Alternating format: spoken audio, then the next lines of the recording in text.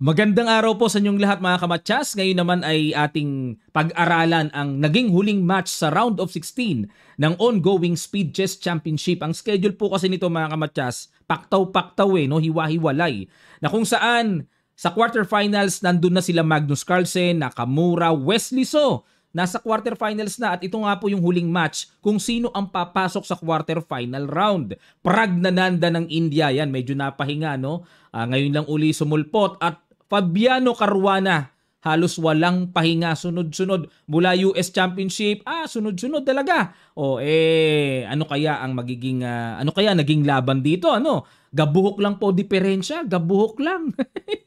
Yan ang titignan natin, 3 games po i-analyze natin pero bago tayo magsimula, sagutan muna natin yung kahapong iniwan nating puzzle hatid sa atin ng Internet Chess Club. Ito po yung iniwan nating puzzle kahapon sa ating last upload. Congratulations sa mga nakakita ng excellent move.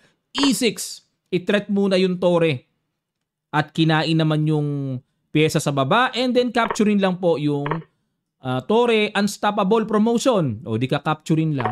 Yan. Timplado po yan. So sa mga gusto pa pong liwanagin ito, balik ko lang po sandali, ano? Yan. So, pag E6, halimbawa kung ito po ang kakapturin lang kasi ng pawn with check. Lalabas, nakahang yung tore sa D7 kasi natempuhan pa ng check. Pag nakain yung tore, anytime magpo-promote. Kaya talagang napuwersang kumapture dito. Ayan, gusto ko lang pong paliwanag para klarong-klaro po sa atin, ha? O kain-kain, okay? So, alisin natin yung mga bilog-bilog para di magulo. At ngayon naman, ito naman po ang puzzle na iiwan ko sa inyo for today's video. Ayan, it's black to play mga kamatsas. Ano kaya ang maganda na namang birada ang gagawin dito ng black? Ayan. Bahala na po kayo. Lapag nyo lang sa comment section below ang inyong mga kasagutan. Nakapin lang po yan sa comment section yung link para pag kinilik nyo, dediretso kayo sa site at magagalaw nyo yung pyesa. Okay po? Alright, at mamaya na rin pong alas 12 ng tanghali ang cut-off registration natin para sa ating Kamatsas Friday Nights Tournament. Ayan, don't miss out the first edition. Mamayang 7 PM po naka-live streaming tayo. Lichess Online Tournament po ito. 2,000 ng champion, etc. etc.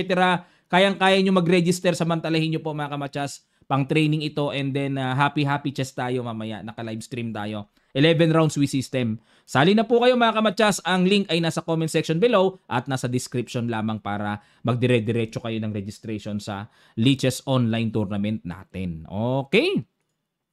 Ang ginawa dito ni Prag, nag D4. Knight F6 si Fabi. C4. G6. Knight C3. Pinasok ang King's Indian. H3, Makugunov variation. Ayan. Speaking of King's Indian, mga kamatsas, tinatalakay ko po ito sa aking kamatsas super supporter join button. Nasa King's Indian po kami. Hataw yun, ano? Ito Makugunov, itatackle din ito later on. Sa ngayon kasi mainline ang tinalakay ko doon, yung classical King's Indian. So sa mga gusto pong matuto ng King's Indian, mag-join na po kayo sa ating kamatsas super supporter join button. Ito po kasi Makugunov E5, ayun. Yung pala diskarte doon. Pwede pala to. Kasi normally, ang ginagawa dito mga kamatsas, castling. Pero siguro, para maiba-iba naman, ini5. Dini5, sarado na po ang sentro. Dito po mga kamatsas, kaunting kaalaman lang po. Pag kinapture kasi itong gitna, na tipong bakit naghahamon ng queen to queen? Kapag ka nag queen to queen na ganyan, nagalaw na yung king, di na makakapag-castling. Okay lang po kasi mga kamatsas kasi wala ng queen na mapanganib na pang-atake ang puti. Kaya yung king, okay lang yan. Halimbawa, kung mag-bishop G5, ito lang po gagawin. Mag C6 lang, tapos halimbawa kung mag-castling, tapos king C7 lang. Yung king po sa C7, matigas yan, solid yan. Hindi kasi pwedeng atakihin protected ng pawn. So kahit yan ay queen to queen, pero very solid for black yan mga kamatsas. Okay po, kaya pagka ganyan, wala, din-E5 na lang dito ni Prag.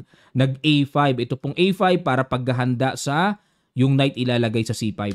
Bishop D3, Knight A6, Bishop G5, Bishop D7, Knight GE2. At dito nag C6. Kapansin-pansin po mga kamatsas, bakit ayaw mag-castling ni Fabi dito? Yan po kasi ang pinaghahandaan ng Makugunov. Pag nag-castling kasi dyan, mag-G4 yan. Tapos kaya nilagay yung knight dito, ilalagay yung knight sa G3 kapag naka G4 na. tapos bobomba ng paunti-unting pagapang na atake sa kingside. Yan ang diskarte ng Makogonov pero alam ni Fabi kaya nakikiramdam muna siya Castling, H6. Ayun. So nagkaroon po ng novelty sa C6. Novelty na pala to, new move na. Kasi ang old lines ay Knight C5, may tumira na rin po ng H6 at may tumira na rin ng Castling. Ayan. So novelty pala yung C6. Sa mga naghahanap po ng new move at old line. H6, Bishop E3, nag-Castling, at nag-Queen D2 pinatungan, atake doon, Knight C5 mga kamatsas. Okay, Knight C5. Pakain ito pero hindi pwede kasi nakahanging yung bishop. O Knight C5 binadmoban pero mukhang normal naman. Sa computer po gusto kainin lang. Yung kain lang daw dito. Tapos pagkakinain and then Knight H5. Oh. Knight C5, Bishop C2 muna. Kinapture na yung D5 capture. Bakit kaya? Okay. Kasi pagka ito po ang pinang-capture may B5. Makaka-push B5. Kaya, E ang pinang-capture ni Prague. King H7, kailangan depensahan yon at in F4 na. Para makapag-create na po ng atake kagad. Inapture lang, capture at nag-Rook E8, Bishop D4. Ayan. So kung unang tingin, normal naman kasi yung Bishop, syempre, pangtapat yan sa Bishop G7 pero binadmoban. Ang tamang tira daw ay Knight FE2. Knight FE2 pala mga kamatsas. Balik tayo. Bishop D4, Knight E4 pinasok, accurate. Bishop takes. Hindi. Check pala muna ginawa. Ayun, bagay na nagpamali at nagpadihado sa position dito ni Fabi. Dapat daw po ang tira ay simple King G7 lang. Tapos ang gagawin Rook A E1 lang. Halos equal lang Pero dahil nag-Queen B6 check dito, si Fabi, King H1 naman ang ginawa. Mayroon pong malaking tira na miss dito si Prague. Ano po kaya yon? Pakiguess nyo po. Sa ilang sandali lang, tutuloy agad natin. Start.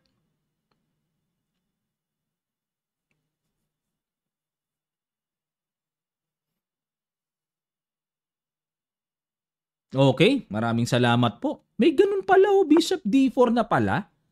Grabe pala na ang lamang niyan. Halimbawa, unahin po natin, capturing ng Torre, may Queen F2. Mapipin kasi. Mapipin, may Knight E2, babagsak ang Torre. Aray ko, ang sakit pala nun. Halimbawa, depensa natin, lagay natin sa A7 para may depensa. Ayun, kakapture na. Mang-i-smash na kagad. Oo nga, no? Kasi may kain doon, no? Ganun, check. Pagka gumanon, sabay King H2 lang kasi ayun napaka-dangerous pa ng Torre. Pero akalain nyo, sugswang na pala to. Lamang pala talaga, hindi pwedeng mag-Rook D8 kasi may ganun. Paano kung mag B5 para yan ang pang-depensa? Teka lang mga kamatsas Sandali lang po para ma-explore natin kasi grabe ang lalim may mga positional na tira Sabay gaganon Unstoppable na pala yun halos. Grabe, galing.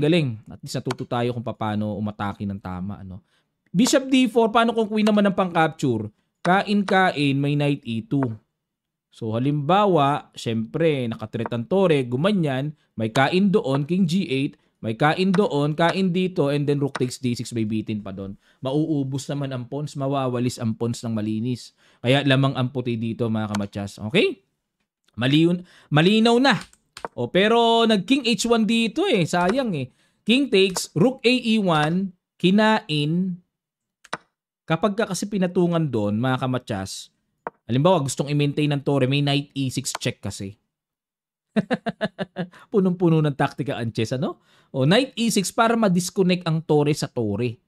Kakainin ngayon yan. Otherwise, baka mamaya, capturing na lang. Quality down pa rin. Talo na rin sa material exchange ang black. Galing, Kaya dito, na-obliga si Fabi na kainin na lang yan. Kain, Rook E8, ayun. Another bad move. Mukhang normal na naman, Tingnan nyo po, mukhang normal. Siyempre, Torre, may tempo ng atake. Parang tipong naka-join kagad and naka-develop kagad. Pero ang accurate pala ay Queen D8. Biruin yun, layo sa realidad yung accurate move, Layo, Sino makakaisip niyang babalik dyan? Nakaporma na ang Queen dyan. Balik tayo sa Rook E8, Queen C3 check, King G8, and Queen F6. Ayun, nanuot. So wala namang alalahanin, depensado ang pawn. At nag-Queen D8. Ayan, hinamo na. Ayan, dito mga kamatsas, may pambihirang brilliant move na pinakawalan si Prague. Grabe yung tira, nakakamangha.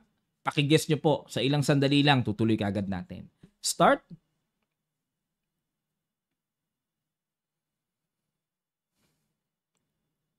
Maraming salamat po mga kamatsas. Kung ako ang una kong nasa isip dyan, capturing ko lang yung pawn eh. D6. Pero akalain nyo may knight H5 pala. Ano? May ganyan pala. Ha? Pag kinain kasi kain double. Oh. E di kinain. Kain yun, check. Sabay rook F6 oh. No solusyones. Aray ko, ang sakit. Oh, yan, pag kami merchandise sa uli tayo, nakalagay sa damit natin. Kamatsas, tapos sa baba, aray ko. Bibili ba kayo? Ang dami nating pang merchandise talaga, no? Aray ko. Oh, ayan, rook F6 threat yung pawn sa H6 mga kamatsas. Nanalo si Prague pero hindi pa tayo tapos. May 2 games pa tayong i-analyze. Matindi itong next game na to. At bago tayo magsimula mga kamatsas, announce ko lang po, this coming November 2 na to November 10, ang ASEAN Plus Chess Championship na kung saan ang champion ay magiging automatic grandmaster. Ito po ay gaganapin sa Pilipinas. Walang iba kung hindi sa Osamis. Ayan. Sa mga gusto pong makakita ng kumpletong detalye, hanapin nyo lang po sa Facebook ang Ray Urbistondo. Ayan, si Boss Engineer.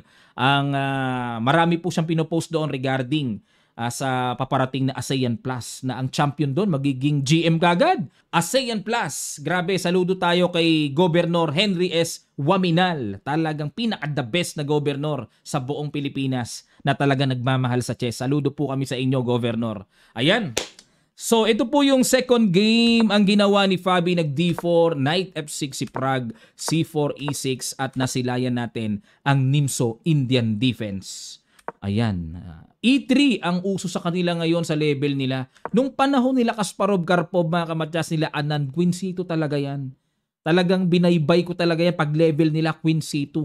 Pero siguro dahil meron ng mga improvements ngayon, E3 na ang kanilang gusto talagang itira. Si Wesley So, E3 din eh. A3 para paalisin na ang bishop, kinapture na talaga para kahit papano magkaroon ng double pawn, and then C5, very natural po yan na ginagawa sa Nimzo, and then bishop D3. Dito po mga kamatsa, sa mga tagapanood po nating iba na beginners, baka nagtatanong kayo, Coach, libre yan, ba't ba di kinakapture yan? Tingnan nyo po ang magiging resulta ng pawn structure. Triple po, napakapangit niyan mga kamatsas, and then simple knight A6 lang, madali pong mabawi yan. Kumbaga parang pinakainan ka lang, pasakali lang, pero pag nabawi naman, tubo pa sa position ang mag-gain. Ayan. Nagkakabulol-bulol na si Coach. Okay, balik tayo.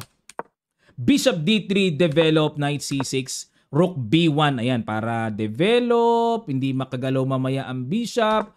H6 muna, pakiramdam muna, H4. Ayan ang kakaiba na ginawa ni Pabi dito. Kakaiba. Novelty kagad eh. Ang normal po, Knight E2, Knight F3, yan ang normal, di ba? Para makapag-castling na. Pero itong H4, iyan ang kakaiba. Kakaibacious. Nag-D5 dito, ayan, para sabayan ng pasabog. Naku, bagong salita yun, nakaka-ibacious. Bago na naman, no? May novelty rin tayo lagi eh. Capture sa D5, capture, at nag-Queen F3, ayun. So, naghamon po ng Queen to Queen. Mukhang normal pero napagalitan siya ng blunderacious ng computer. Blunderacious daw itong tirang to. Anong tira? Knight F3. Ayan, normal lang Knight F3. Oh. Tumira ng Queen F3. Ano sabi ng computer? Tumira ka na nga ng H4 kakaiba. Tumira ka na naman ng iba. Ayun, kinapture lang. At hindi naman po nahatulan ng tama dito ni Prague na ang perfect move na na-miss niya is Knight E5. Kaya pala blunderacious to. Bakit? Usually kasi pag lumabas ang double question mark, meron ka dapat gagawin eh. Knight E5 ang na-miss dito ni Prague mga kamatsas. Pag kinain to, sige nga, pag kinain, may kain dito, nga bitin pa yung rook sa B1, tapos pangit na yung pawn structure ng puti. Delay pa development, yung king nasa gitna pa. Aray ko! May ganon. Kaya kung ito naman gagawin, may capture naman dito. Di obligado king dito, no? Sabay kain dito. Ay nako, hindi makabawi. Tusok. Hindi makabawi pala. Aray ko! Kinain yung D4. Sayang yung knight E5. Oh. Ayun. Oh. Talagang kailangan. Wag nang mamiss yun kasi magda knight E5 eh. Knight takes, and then nag-E5. Ayan. Kumbaga, sa isip ni Prague, samantalahin ko na to. Yung king nasa gitna pa. Undeveloped pa yung knight sa G1. Oh, tama yan. Oh. Break kagad sa sentro para maka-atake. Knight E2, kinapture, capture, and then nag-rook D8. So dito po sa usapang pawn structure, medyo delikado dito si Fabi kasi yung pawn D4 eh. Isolated. Nag-F3 lang muna. Yan, para wala nang intensyong mag-castling. King F2 na lang. So wala na namang queen. Okay lang yan. B6, King F2, Knight E7, threat yun, at nag-G4. Ha? Pakain lang? Kinain nga. Kain. Bishop E4, kinain. Kasi po, kung hindi ganyan ang gagawin, kaya ako na pa, ha? Kaya ako na pa ganon? Kasi pagka gumanon kasi may Bishop F4 eh. Kita ko kagad na may ganon, kaya na pa, ha? Yung pala. Pero naramdaman ko na rin mga kamatsas. Kaya sinadya yun ni Prague. Meron siyang balak na ganyan. Ayun. So dito po, nagpa-quality down si Prague with very solid pawn structure pero mataas pa rin po ang risk. Hindi pa rin biro kasi quality down pa rin yan. Nag-H5 dito si Fabi para hindi maka-H5. Kasi once na maka-H5 po yan, wala na. Batong-bato na po yung bishop. Kaya pinigilan muna ni Fabi na mangyari yon. King H7, ayun na nga. So dito, pag hindi ka consistent, quality down ka pa, delikado. Dapat daw po ang consistent move dito ay mag-rook C8 na para makapagpag na ng mga ata-atake dyan, mga pasok-pasok check, mga pressure-pressure na po pwede magawa. Pero, balik tayo mga kamatsa sa ginawa na King H7, nag-Bishop B2, F5, ayun. F5. Gusto kasing gumanon siguro, no? Para ma-atake yung king, pero binad mo ba? Accurate move daw po ay Bishop D7. Ayan, pero nag-F5, Rook C1 para titira doon, para maka-atake sa 7th rank. Pero ang accurate move po ay kainin lang. Okay, yan po ang accurate. So, dito tayo ngayon sa Rook C1. Rook D8, okay, papasok na sa D2. King E3 para mapigilan yung pasok ng tore. Kinapture na po mga kamatsas. So, kinapture ito ni Prague kasi hindi pwedeng mag-Rook C7 nga naman. May Knight D5 double. Ayun, may double eh. Pero mga kamatsas, ang accurate move daw ay Rook D7 lamang.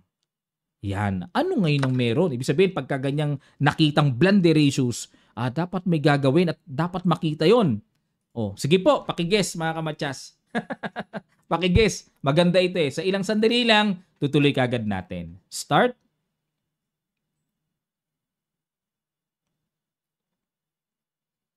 Maraming salamat po mga kamatsas. Congrats sa mga nakakita ng Rook G1.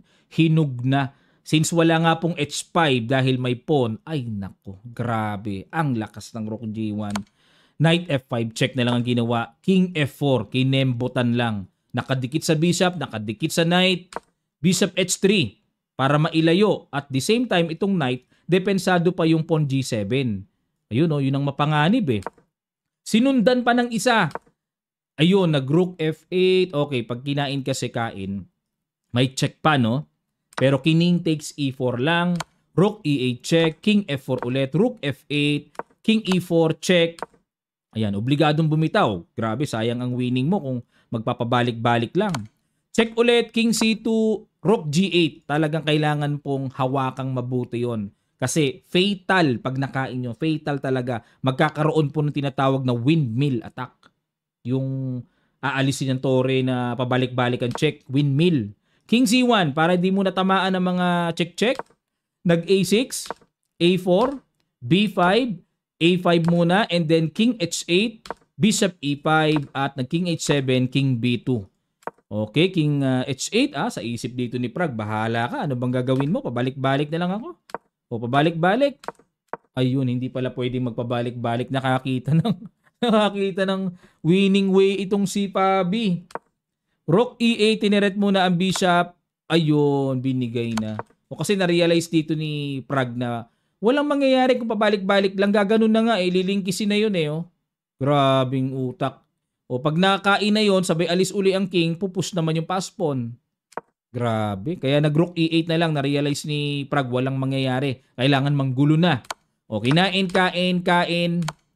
check, pasok doon, check, and then king A7. At dito po, kaya nag-resign dito si Prague kasi may paparating na ang daming tira, no? May check. Unang-una, yung matchas muna, kailangang ayusin. Kailangang solusyonan. O, obligado bababa kasi may check matchas eh. O, pagka bumaba naman, o di, naku, kahit kainin na lang yata to eh. O, pag kinain ba? O, kain na lang eh. Tapos alis ang king, then push, push, push. Okay po. Grabe, nakabawi si Fabi.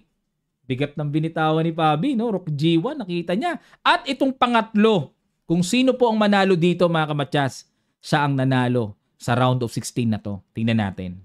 White na uli dito si Prague. Ayan, bago tayo magsimula, paalala ko lang po mga kamatyas, hanggang alas 12 lang ng tanghali ang registration ng ating Kamatyas Friday nights. Habol po kayo mga kamatyas kasi pag tungtong ng alas 12, cut off na. Wala na po para makapag-prepare naman sa kinagabihan na mailatag talaga yung preparasyon sa online tournament natin. Habol na po kayo. Malaki pa po ang chance yung makahabol. Don't miss out the first edition ng Kamatyas Online Friday Nights.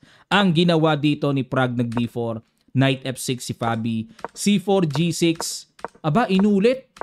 Kala ko magmakugunob uli eh. O nag-bishop E2 naman this time si Prague. Castling H3, makugunob pa rin. Yung pala talaga ang preparasyon niya ngayon. E5 na naman dito si Fabi, nag D5 and nag A5 na naman. Going to ganun-ganun na naman. Bishop D7 then C6 ano? Bishop G5 na naman. Nakita na naman natin nag H6 and then Bishop E3. Knight A6, Knight F3, Knight H5. Ayun. Grabe si Fabi ano? King's Indian ng trip niya ngayon Dati puro Nimso Indian, Queen's Indian yan eh. Knight H5, pupunta sa F4. Knight D2, threat ang Knight. At nag-Knight F4. Okay, sugod. Bishop F1 muna. And then para pitikin ng G3 at mapaatras yung Knight. Nag-F5. Parang ang bilis-bilis ng atake ni Fabi, ano? G3. Nag-A4 lang mga kamatyas. Ano? A4 lang. Bookline po ang A4. Tinira pa yan. Grabe, A4? Pakain yung Knight oh. At nag-A3 lang. Grabe talaga. O bakit po naging grabe mga kamatyas? Ano po ang purpose ng A4? Pag kinapture kasi yung Knight, tingnan nyo po di ka-capturein. O pagpalagay natin, syempre naka-threat, mag-react ang White. Capture may A3. Malalim oh. Tingnan nyo po yung evaluation bar oh. Tingnan nyo. Hindi ko alam kung alam pa ni Fabi ito o kinapa niya lang talaga. Talagang malakas lang ang understanding niya. Grabe. Ganda, healthy ang evaluation bar. Ibig sabihin, kalkulado ito. Kahit na one piece down ang black. Ganda ng King's Indian defense, no? Yan, sa mga gusto pong matuto ng King's Indian, tatalakayin natin ito sa ating Kamatyas Super Supporter button. Join na po kayo mga Kamatyas. Napakaganda ng updates natin weekly doon. Weekly po kasi ang upload ng updates ko doon ng opening. Okay, so kaya pala, in-A3 muna dito ni Prague. At, sacrifice kasi may F4 para kulungin ng bishop. May bawi din naman. Queen E2 lang, kain-kain. And then nag-Knight C5, Bishop C2, Bishop D7, castling queenside. Yun nga lang ang kaibahan dito mga kamatyas. Wala na po kasing dark square bishop na po pwedeng umopose o kumontra sa King's Indian bishop. So dito naman sa isip ni Prague, okay lang, may bishop pair ka, buhay ang King's Indian mo, sarado naman, cover pa. So kailangan trabahuin dito ni Fabi paano magkakaroon ng buhay ang diagonal na yan.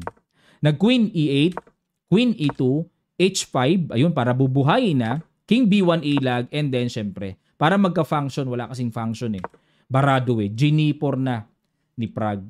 Talagang tinuluyan na niya yung talagang natural pattern ng Makogonov na nag-G4, but this time, iba na po Wala na kasing dark square bishop. Medyo, kumbaga sa pilay ang atake. H4 lang. Knight F3. Queen F7, pag kinain to may kain dito.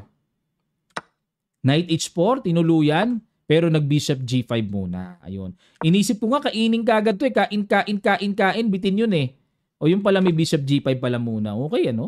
Knight G2 and, ayun na po, binawi na. Kain, Knight E1, Bishop E3. Nagsusuot na po ng nagsusuot ang mga pyesa ni Fabi. Knight D3, kain, and then Bishop D4. From G7, Bishop, napunta po sa super active position. Grabe, lupit ng square ng Bishop. Rook G3, Okay. Idea is mag-H4, H5, mga ganong atake para may depensa na yung pawn pag nag-H4. Pero ang accurate daw is Knight D1. Knight D1. Rook G3, Rook A F8 battery, H4, Rook D2. Ayun, papatong pa ng isang tore. Mangraratrat talaga ng atake pero mukhang malakas pero binad mo ban. Accurate po ay B6 and King G7. Yan, dalawa tira, King G7 or B6. Ang kunat nun Ang kunat. Teka muna mga kamatsas, nagganon. Okay, sige. Black pa nga pala titira. Rook D1 para mabawas-bawasan naman. Rook H2. Ayun, para atakihin yung pawn. Nag-H5 na. Rook, naku po, napaka-powerful. Sobra naman yan. Buhos na buhos naman. Rook C1 and then Genie 5 na. Tingnan nyo po, yan ang pangarap ng mga tore ang makatungtong sa second rank. Grabe. Tupad ang pangarap ng dalawang tore ni Pabi. Very strong. Knight B5. Wala na po. Dumesperado na dito. Si Prag. Kinain lang, kain, and then King F7. At dito po, ayun, nakita ay, kitang-kita 0-0, no? Flag down si Prag. Hindi makagalawang bishop, hindi makagalawang tore. Sugswang Halos wala ng tira Sugswang talaga. Pag umalis ang bishop, may kain doon. Halimbawa, kung tumira naman dito, Rook D3, gaganunan lang. Naku, parang kukunat-kunatan lang Ano ba magandang tira? Parang naiisip ko nga ganun Hanggang sa makuha to. Walang magawa, Sugswang. Naubusan ng oras. At ito na po ang kanilang bracket update. Okay, so alisin muna natin yung ating score blocker para di malaman kung ano nangyari sa naging laban. Nilalagyan ko ng blocker yung score Ayan na po, sa round of 16, ito na po ang mga maglalaban-laban. Magnus Carlsen, Fabiano Caruana. Gabuhok lang ang diferensya ng score nila Biruin nyo po 11-10. Fabiano and Prag 11-10 ang score. Gabuhok lang. Ngayon ang kalaban niya si Magnus. Aray ko. Fresh champion yan. And then Denis Lazabic versus Hans-Mok Niemann. Ayan, parehong online specialist. Alireza Perusia versus Nepo. Yan, kahit papaano medyo ito classical pa tong dalawang ito. And Hikaru Nakamura, Wesley So. Aray ko. Yan ang masakit. Talagang grabe ang susuutang butas dito ni Wesley So para makalusot siya kay Hikaru Nakamura. Nako, online speed chess pa. Nako po. Pero may camera naman yan mga kamatsa. Side by side ang cameras niyan. Okay po. Kaya talagang yung seguridad niyan. Tapos monitor pa nila yung nasa screen. Ang laki ng premyo dito kaya kailangan ganun ang gawin talagang seguridad. Abangan po natin mga kamatsa kailan ba ang schedule nila. Katatapos lang kasi ng kay Fabiano Caruana in Prague abangan po natin mga kamatsas. Maraming salamat po. At huwag niyo pong kalimutan na mag-subscribe sa mga di pa po nakakapag-subscribe sa channel na ito. Okay po, click the subscribe button and click the notification bell para lahat po ng ating mga uploads mag-update sa inyo. Maraming salamat. Magkita-kita pa tayo sa mga susunod pang chess updates.